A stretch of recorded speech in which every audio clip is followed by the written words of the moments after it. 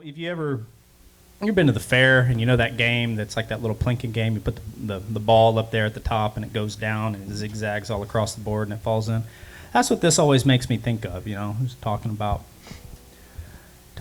the weird way of God's ways and how we'll never understand them. So anyway, this is 3 wooden crosses. Oh yeah, that's a good point.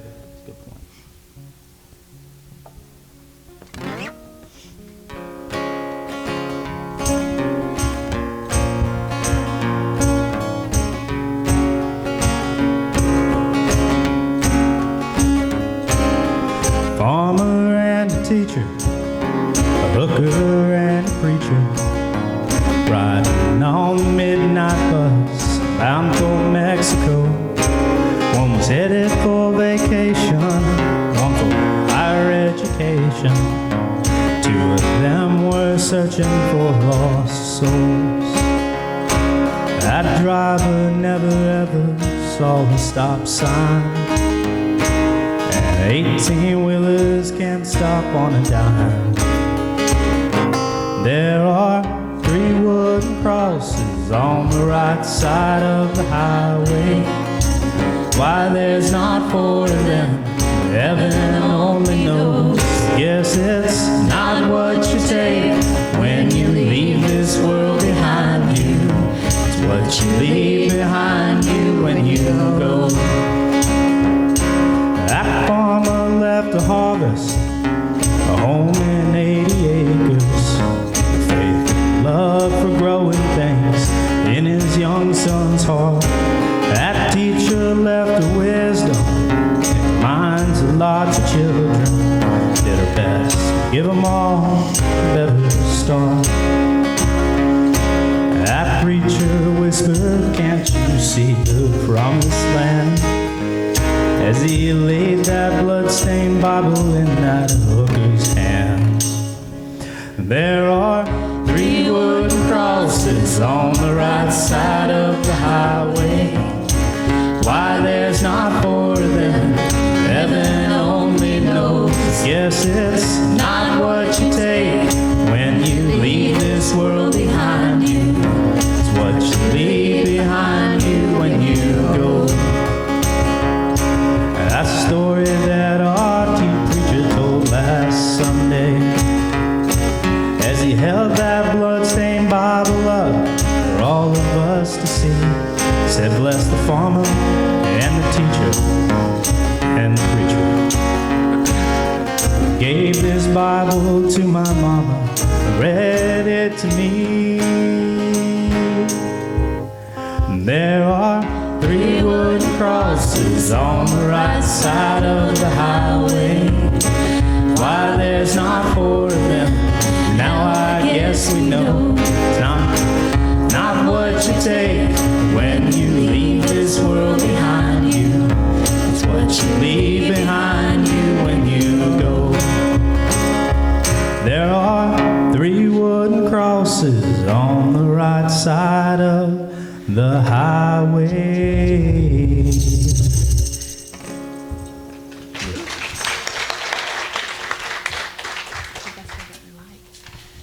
Morning, everybody. Do you ever get up in the morning or wake up in the morning? At least the first thing I do is say, thank you, God, for this new day. Thank you that I'm still alive. There's some days that I thank him but don't want to get out of bed because I don't know what the day is going to be like.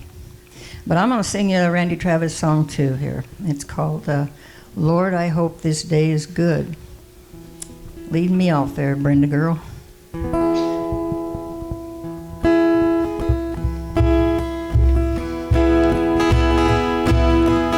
Lord, I hope this day is good. I'm feeling empty and misunderstood. I should be thankful, Lord, I know I should. But Lord, I hope this day is good. Lord, have you forgotten me? I've been praying to you faithfully. I'm not saying I'm a righteous man, but Lord, I hope you understand. I don't need fortune and I don't need fame. Send down that thunder, Lord, send down the rain. But when you're planning just how it will be, plan a good day for me. Lord, I hope this day is good. I'm feeling empty and misunderstood.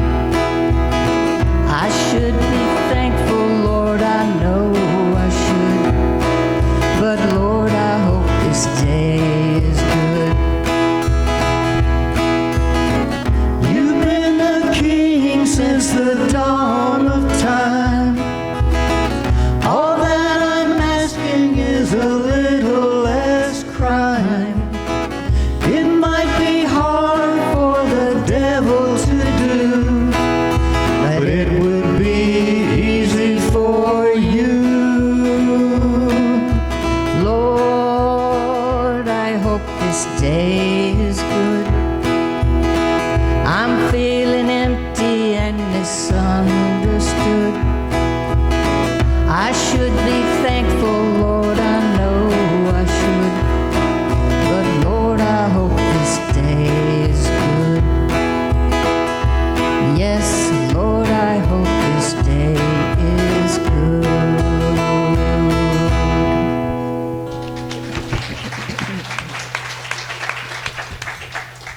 Good job, good job. Thank you, Brenda. Let Bryce get tuned here. Sorry, guys. Take a third on this one. Y'all have to forgive me this morning. I'm having eyesight problems, so if you hear me humming the words, it's because I'm lost. Very frustrating. But you know what? The only real peace I have is God. In this life, no matter what happens, no matter the turmoil, your health, I don't care what it is.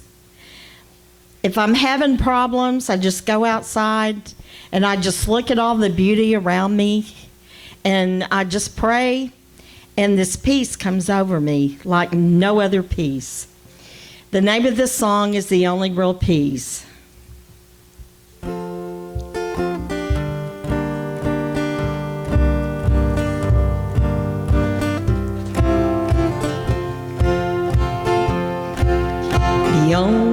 There's a few days of trouble, a wise man once said, I'll not complain, I'm sheltered, I'm clothed, and I'm fed. But many's the trials, my wants, and my needs I go through. Many's the trial.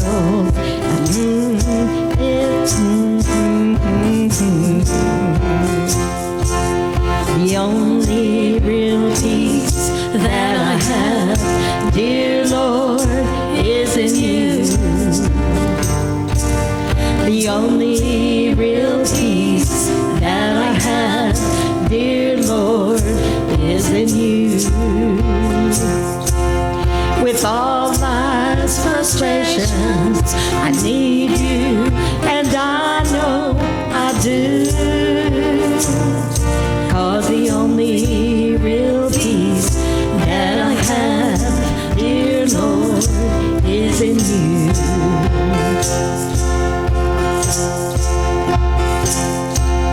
The higher I soar in my dreams, the harder I fall. And sometimes I wonder if dreams are worth dreaming at all. But life's disappointments can keep me blinded and blue. And then I'm reminded the sweet peace I have, Lord, in you. The only real peace that I have, dear Lord, is in you. The only real peace that I have, dear Lord, is in you. With all my frustrations, I need you, and I know I do. 'Cause the only real peace that I have, dear Lord, is in you. Everybody sing. The only real peace that I have, dear Lord, is in you. The only real peace that I have, dear Lord, is in you. With all life's frustrations, I need you, and I know I do. 'Cause the only real peace that I have, dear Lord, is in you. Yes, the only real peace that I have, dear Lord, is in you.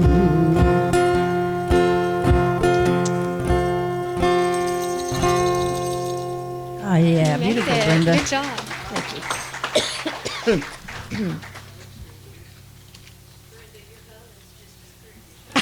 Thank you. I could not see the words. So.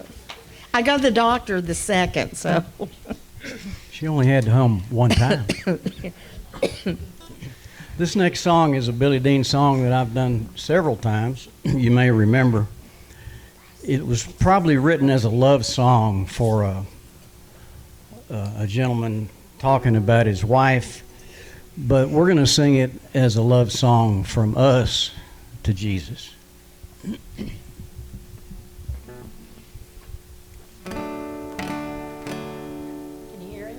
Gonna hold who needs holding, mend what needs mending, walk what needs walking, though it means an extra mile. Pray what needs praying, say what needs saying, 'cause we're only here for a little while.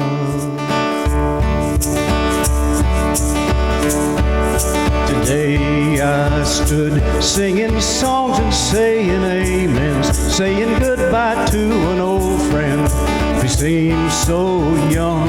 Well, he spent his life working hard to chase the dollar, putting off until tomorrow the things he should have done.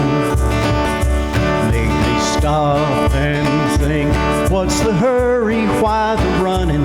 I don't like what I'm becoming, gonna change my style, take my time, and not take it all for granted, 'cause we're only here for a little while.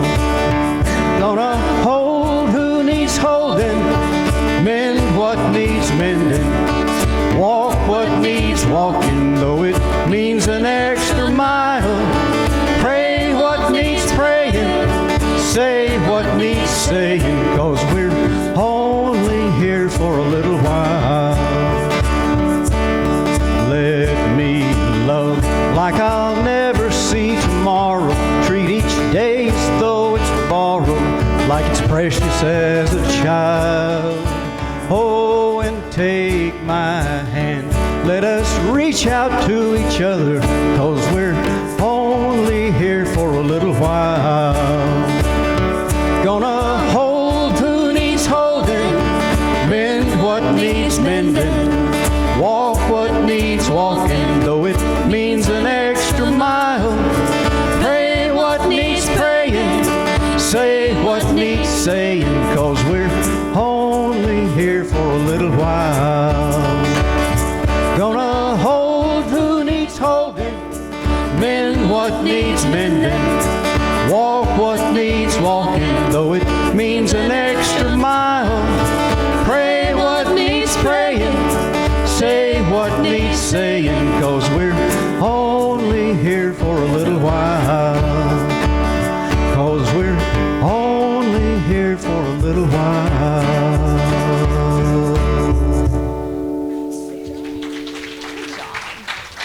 Thanks to Renee for some beautiful harmony in that song.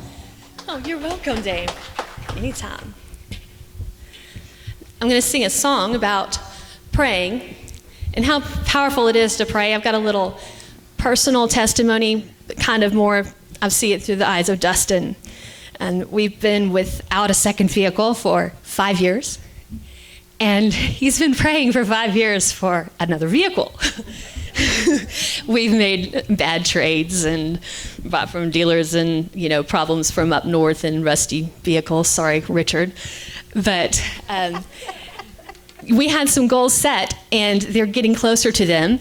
And so now's coming the time that we're going to start searching for vehicles. And it's a wilderness. It's a jungle out there. You get on the internet. You don't know if it's a scammer, if the traffic even exists, or if they're telling the truth or anything like that. So and also we always pick the worst time to try to make a big decision. And right now, new vehicles are waiting on chips from China, supposedly.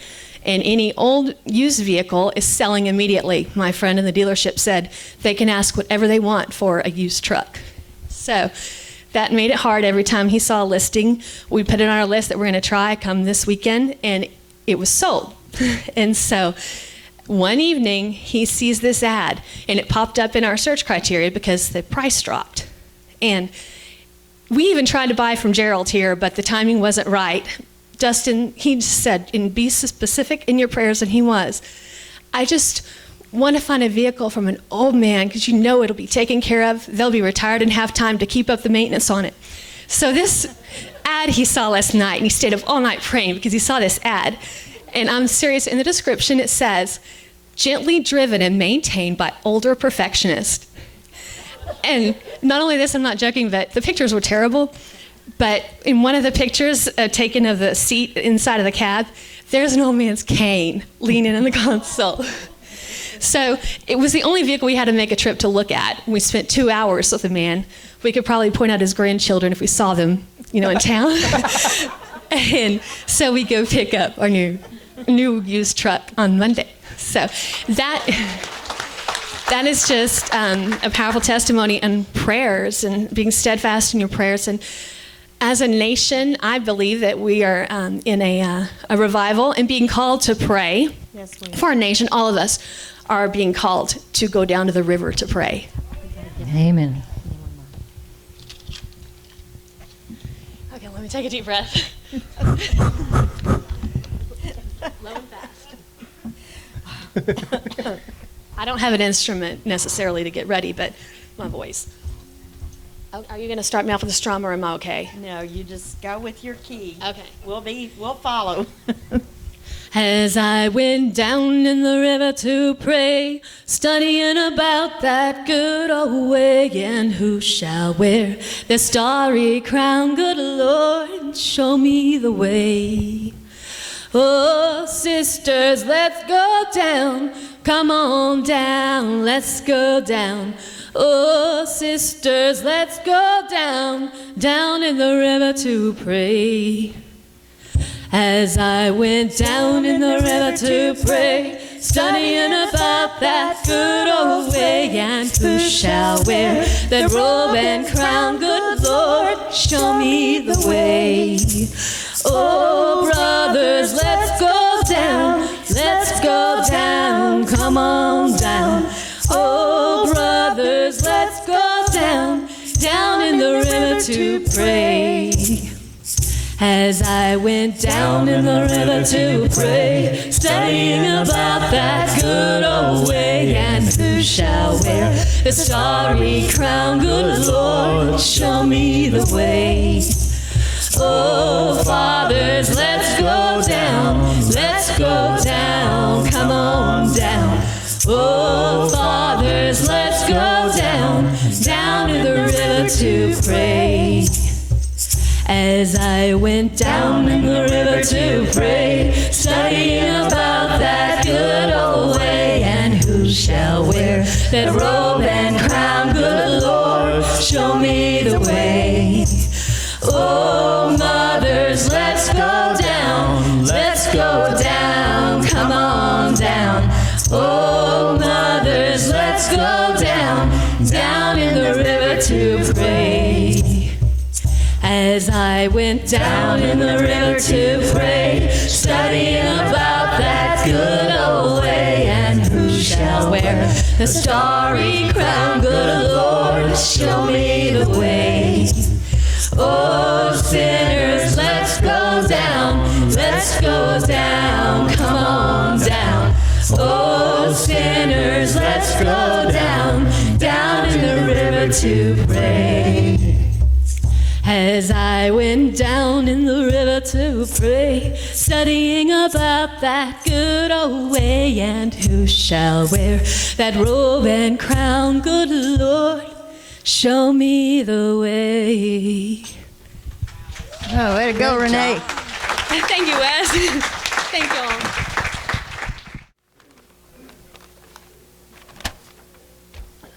Morning, everybody. Reminder, I was given this right before I came up, funds for coffee and donuts if God puts it on your heart to leave something in there. Well, I got blessed today to give the word.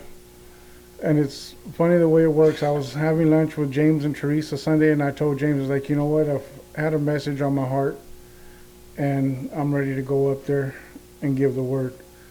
I tell him this Sunday, and he calls me Tuesday. He's like, hey, you want to give the word this week or next week? I was like, you know what, I take it. I've already had a message rolling around in my head. I might as well put it on paper and just put it out there. And it's going to be on self-reflection. I said, we're all of us up here telling, you know what, we need to help each other out.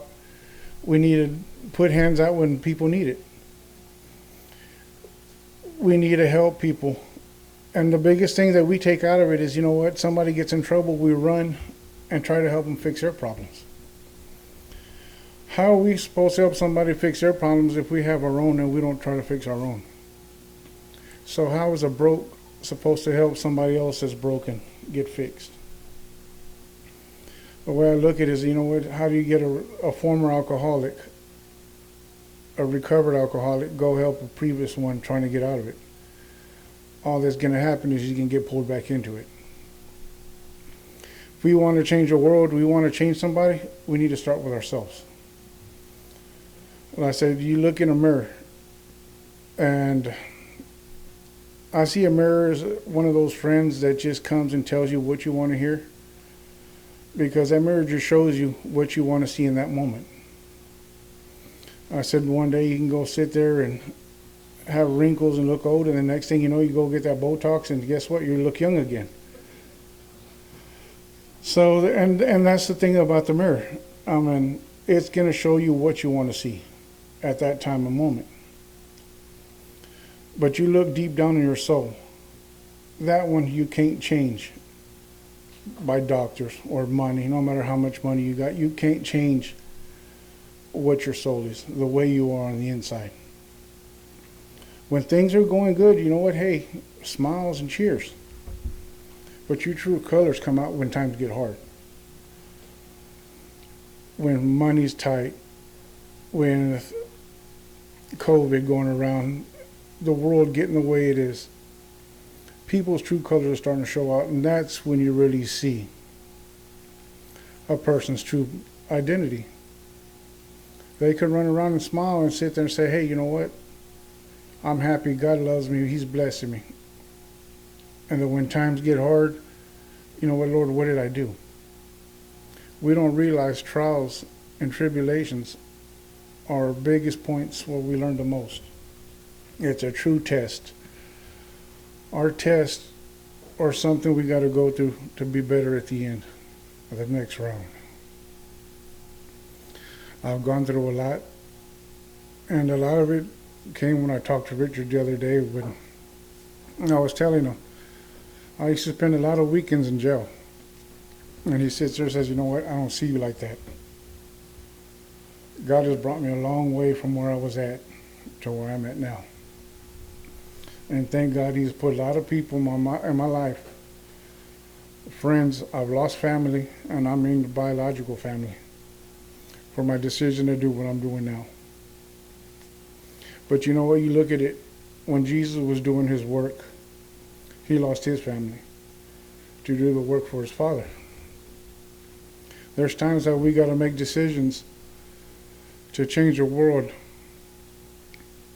and we got to lose things. But you know what? God replaces it with something better. So the first one I got is Proverbs 27:19. As a face is reflected in water, so the heart reflects a real person. And that's the thing, is like I said, we can smile and we can try to hide it.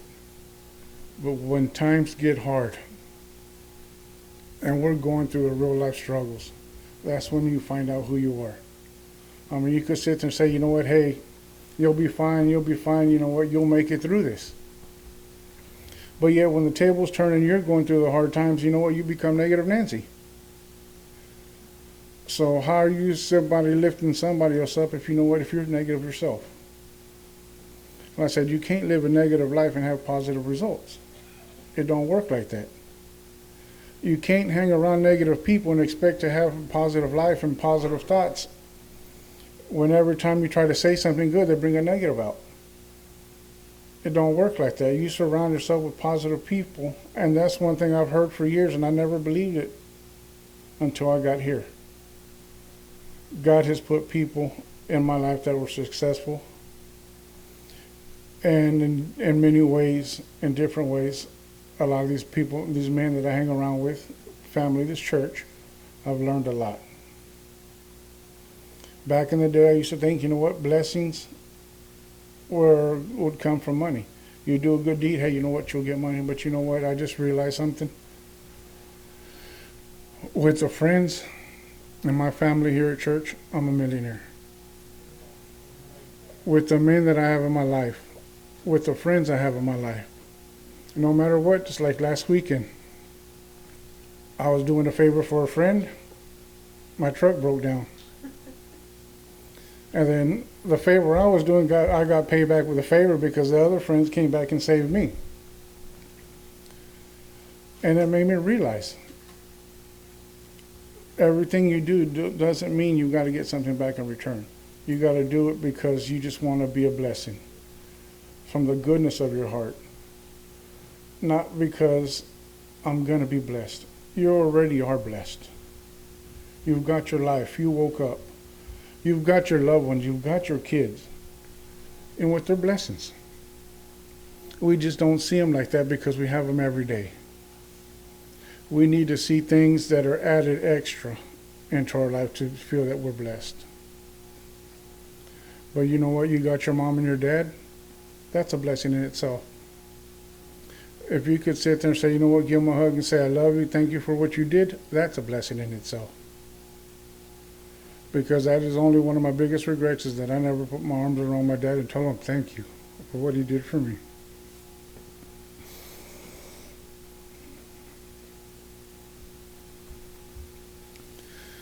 And I said that's one of the biggest things that I'm glad I came to be the youth minister. So I can pass my mistakes on to them. So that way they don't make the same mistakes. And like I said, I'm very blessed. I realized I've done a lot of self-reflecting myself when I was doing this. Matthew 7, 3 and 4. And why worry about a speck in your eye, in your friend's eye, when you have a log in your own? How can you think of saying to your friend, let me help you get rid of that speck in your eye, when you can't see past the log in your own eye? And that's us as humans. We sit there and try to find the faults in other people and sit there and say, you know what, let me help them. Or somebody that don't like, you don't like what they're doing, the way they act, the way they talk. You know what, let me go help them. Let me go talk to them. Let me bring God to them. We're here in church, but you know what? That doesn't mean we take it home and we live it. We try to live it. We can come in and listen to it and leave it here as we walk out. Look at the enemy. The enemy was an angel. The enemy knows the Bible better than we do. He can tell it to you forward and backwards. He was an angel. But you know what? Since he knows it, doesn't mean he's living it. He ain't putting it into practice. I said every morning when I go to work, I sit there and I'll listen to Joel Osteen and listen to what he says. And every day is my goal to put it to practice for what he brings to my attention. Because yes, you know what, I've been blessed and I'm a good man now and I've gotten better from where I was at. But you know what, I can always improve. I said I'm the youth minister. I got kids looking up at me. I got to live by example. I got to show them by my actions more than my words. I just can't sit there and tell them, you know what, this is the right way to live it. This is the way you do it. If I'm going to go out there and I ain't going to do it myself. And I said I was ready for this and just kind of excited. And I said it's just one of those things that we've got to look in the mirror of our souls. Sit there, find what's wrong with us. Work on it piece by piece. We're always something in practice. We're always getting better. The best way to change the world is to change ourselves. Not by the way we act or what we say. It's the way we carry ourselves in hard times. Because us as Christians, we're always under the magnifying glass. Look at the way they're living. Look at the way they talk. The best way to do it is, like I said, it's not sit there and go and try to force it into somebody and make them preach it to them, tell them, you know what, just show them by your actions the way you carry yourself, the way you act in difficult times. And difficult times is the time we can really check ourselves. Check our souls, where our weak spots are, work on our strong points. Sit there and live off of each other. Depend on each other. I said, I've got wonderful people in my life. I said, me and my biological brother ain't got a very good relationship. We haven't talked in over 5 years. But you know what? Brothers, family don't have to be blood. It can be, it's their family whether they're blood or not. If they're there to pick you up and help you when you're down and when you need them the most, what more could you ask for? I said, I may have lost one, but you know what? I've gained 8 or 9. You know what? You don't realize how many mothers and fathers I have out here just from the church. I mean, everybody can teach you something different. And that's what I tell my kids and youth. You know what? If there's an aspect in your life that you don't like, change it. Nobody can change it but you. If you want to change it, you can change it. If you don't, guess what? It's going to be the same. And I've heard a lot of people sit there say, you know what? It's the way I was raised, the life I lived. I call bull. Because my life wasn't perfect. If there was something that you could get beat by, I was beat by it. From the day I was conceived, my dad never wanted me. But you know what? It wasn't what he wanted. God had a plan for me. He put me in that life. He let me be raised the way I was raised so I could be ready for this day and this position where I'm at now. I honestly don't feel that I can come up here and give y'all the word of something that I haven't lived through. So these people that sit there and say, oh, you know what, my life wasn't perfect. I wasn't the Brady Bunch. I'm in all those families that were perfect. You know what, there is no perfect family. Perfect is what you find in it. And I said, it's what you make of it. A bad day can be a perfect day. I said, as long as you have dinner with a good friend, or you have dinner with mom and dad, you know what, you have dinner with your wife. No matter how much she gets on your nerves. It's a blessing. Amen. Got to be honest. Amen. Quit talking about James like that. Quit talking about James like that. But It's honestly, I mean, it's anything the way you want to look at it. If you want to find the positive in the day, you're going to find something positive. If you want to find the bad in it, you're going to find the bad. It's whatever we want. It's the attitude that we got. What really makes it all. If you want to be the one that sit there and say, hey, you know what? I spilled all my beans. Oh, well, you know what? We got rice. I mean, if you sit there and you get a new barbecue pit and almost burn your house down. But you know what? At least the house didn't go down. This is true. I mean, you still got your house. The pool felt great. I mean, it's just one of those things that you're gonna find the positive in it. And like I said, and then God just blessed him with people that don't let him forget it, so that way he don't repeat it. History can't be forgotten if not it repeats itself. The next one is Matthew 5:29. So if your eye, even your good eye, causes you lust, gouge it out, throw it away. It is better for you to lose one part of your body than lose your body to be thrown in hell. You know what? That is very true.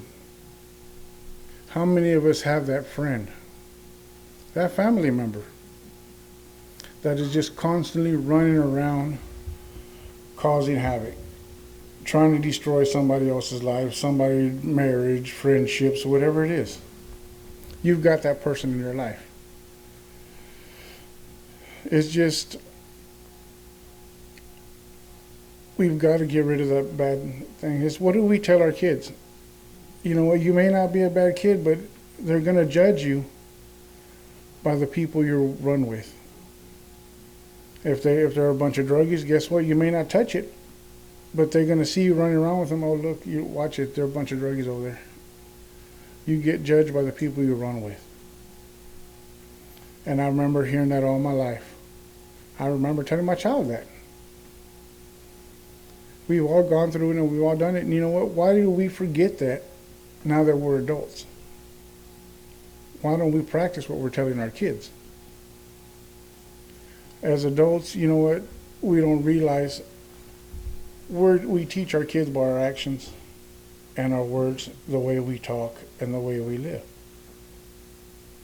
It's like I tell them, you know what? You're the older brother.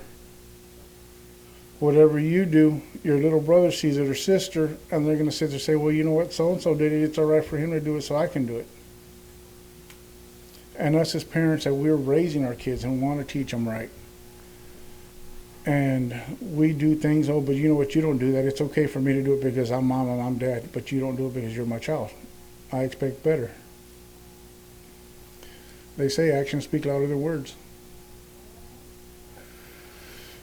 So like I said, I just hope and pray to God that I've been a good example for my own, and led him in the right way, or hopefully he's just smart enough to learn not to do what I did, and so that way he can live a better life. Matthew 7:7-8.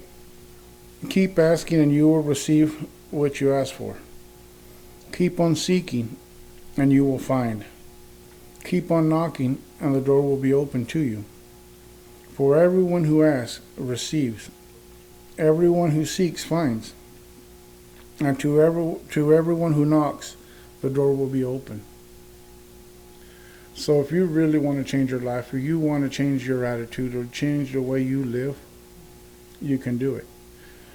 God's sitting here telling you right now, it ain't going to be easy. That's why he says, you know what, keep on knocking. Because you're going to try and you're going to fail. Regardless, I don't know anybody that's lived life and has never failed. And you know what, I thank God for all my failures, because that's where you learn the most. Because when it hurts the most, or you lose the most, is when you learn not to make that mistake twice. So if we didn't go through these hard times, or these trials that we lived through, we wouldn't learn. And like I said, you know what, our God is our God. We don't have to go through this. But he lets us go through this so that way we can turn to him and depend on him. If life was perfect, what would we need him for? We wouldn't. And like I said, we just got to depend on him, let it go. And I said, my wife can get frustrated with me sometimes because there's times we're going through difficulties. And she'll sit there and she'll tell me, like, what can I do? It happened. I can't change it now. It's too late. You know what? Worrying about it ain't going to pay the bill. It's still going to be there, and all I'm going to do is lose my joy and be in a bad mood, and you got to live with it. So why waste time on something we can't change? And I said it, and a lot of people sit there and say, you know what, you're too laid back. Sorry. I mean, I'm not one of those. I said, the way I'm talking to you is the way I argue with my wife, and I get after my son. Same tone. You couldn't tell. I remember when Jordan was young and me and Tad would be arguing. He'd come up to me and sit there and say, Mom, why are you yelling at my dad? He's talking to you normal. He's talking to you right. Because he don't know. I had a man tell me one time, an older gentleman sit there and says, you know what? If they're going to learn whether you talk to them in a normal tone or if you yell and scream. And you got a higher chance of them learning talking to them at a normal tone than if you start screaming and yelling, because once you start screaming and yelling, they're going to start ignoring you. It's like you say, if you're going to sit there and you want to break into somewhere and not get caught, you're not going to sit there and come in with a whole full band and everything making all the noise in the world. You're going to try to sneak in there silently, get in and get out. But you know what? That's how you can get the word to other people. And it was, I said at the men's breakfast, I was telling them, I was like, when I meet people and they sit there and say, you know what, he's a youth minister, I don't like that. And it's not because I'm ashamed of what I'm doing. But the thing what happens is when they sit there and say, you know what, he's a man of God, what's the first thing they do is they put the defenses up. They got their guard up. So you ain't getting the word to them. There is no way you're going to get that seed in that soul. But if you come up, hey, you know what, I'm Manny, I'm just some average Joe, they're relaxed, they're normal. They got an open mind and open heart. That's when you get the word in there slowly and gently, not sit there and say, oh, you know what, God loves you, God this and that. Oh, you know what, I've been blessed. I've got wonderful people in my life, you know what, thank God. That's the way you do it. And I see a lot of these Christians that sit there and say, you know what, like they've eaten a lemon. Every single minute of their life, that they're sitting there frowning, they're upset and they're mad and this and that. That's not God. That's not what we're supposed to show. We're supposed to be smiling. We're supposed to be full of joy, happy. Don't be a Richard. And that's just the way it goes. No, but honestly, like I said, Richard is one of the greatest guys that I've gotten. He's teaching me a lot, and I learn a lot.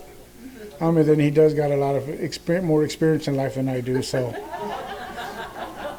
they go with age comes wisdom. So, and then like I said, you know what? I'm one of the youngest people in the group, so I've got a lot of wisdom around me, and I'm blessed for that.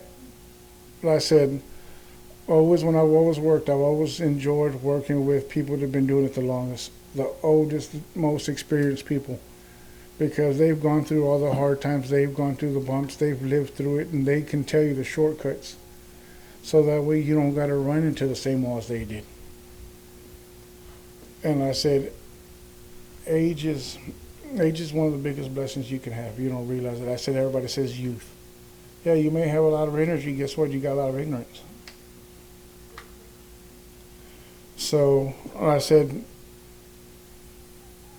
I'm just thankful for everything I've got. I said, I mean, the people here. And the last one that I've got is something that I read, and I said I'm going to start carrying and I'm going to use on a daily basis. It's Proverbs 27:17. As iron sharpens iron, so a friend sharpens a friend. And that's so true. Is I said, you know what, I've been blessed that I've got a lot of great men that I talk to and I hang around with, and women, I'm just saying them, but I said I turn to the men when I go through my hard times. I mean, I've been blessed. I said a lot of y'all don't realize that I talk to you and we're hanging out, I'm actually watching and learning. Everybody's got something in life that you can learn, whether it's something good or whether it's something bad. But truly, if you really want to be a good friend, you're not going to tell them what they got to do. You're going to lift them up with prayer. Just give advice. And ultimately, at the end, sit there and say, you know what? This is your situation. You've got to make the decision. Be there, support them, lift them up. If they need to talk, listen. If they need advice, give it. But the best advice you can sit there and say is, you know what? Bible's got it all. You know what? Give me time. If you ain't got time to look it up, let me know. I'll look it up for you and I'll get back with you. Because us as humans and flesh, we're going to give the advice what's convenient for us, or is the way we see it, not what needs to be done or the advice they need to hear or the direction they got to go. Because that's just us as humans. Like I said, we've all got our way we're going to lean to, whether it's something we're for or we're against. We've all got our feelings and we're going to go against it or with it, whether it's right or wrong. So that's just something to walk on and carry in your mind. And I just thank you for being here and listening. Hopefully I planted a seed, and I said, I know I did myself. I said, I've had to live this for the last 3-4 days as I was writing it. And my wife had to take it too, because I'd read it to her and she'd help me figure it out. And so that's all I got.